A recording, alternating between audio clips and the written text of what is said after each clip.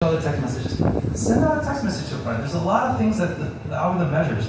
Like when you hit this share button and you share it to someone's, by text message to someone's phone, the algorithm actually tracks that and sees, hey, for some reason this content is getting text message out a lot.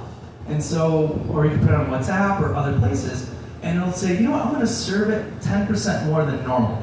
But you see that 10% adds up over time because there's a cumulative effect to that.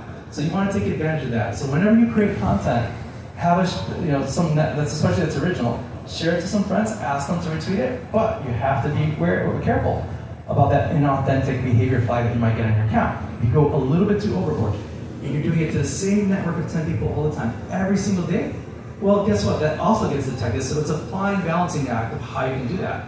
So if you do maybe a post and you share it, once a week to like 10 people, you'll be fine. If you're doing it every single day, the same 20 people, you'll move over into the flag as spam category and inauthentic behavior. So you have to be careful how you balance that out. Are they ever going to release the exact metrics of that? No, because then later spammers will take advantage of it. So this is kind of like you have to feel your way around it. Don't go too overboard. So the next strategy you can use to gain followers is the reply guy strategy. That's my favorite strategy that I currently use a lot. That's how I got myself up to 40,000 followers. And the reply guy strategy, which I'll talk to a little bit more in depth in a second, is probably the easiest one to get yourself started, especially when you're smaller and you don't have a lot of money to start with. There's things like you can share memes, you can ask for followers, right? If you're in person, right? Every single day. I got my QR shirt over here. I go to events at CPAC, I bring out my QR shirt, I have people scan that. That brings me followers. These are real, authentic followers that are in my network that like what I do, and you guys should be leveraging that. So if you're creating campaign signs, P-Rate, you need to put that QR code on every single campaign sign that says follow my X profile, because those are additional points of contact for people that follow you to know your content. Boosts you, bring your friends in. Anything that you do, you need to put that QR code on it and get people in from, not just from the online presence, but in-person presence that you guys go everywhere. The other thing is collaboration with other creators, right?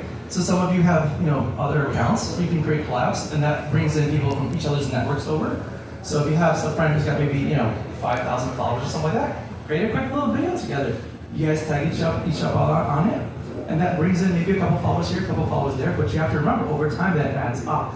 And that compounding effect is what you're trying to get right now. So in banking, there's a thing like they say that compounding, those who understand it, control the world, those who don't, go broke, right? So it's the same thing with social media. If you don't understand the compounding effect, that just a few extra percentage points add up over the course of 2-3 years, you're gonna miss out on a lot. And then there's other places like X Spaces, which are these audio spaces equivalent to AM radio. If you go on there, you talk to a larger space. Like Diligent's a good friend of mine.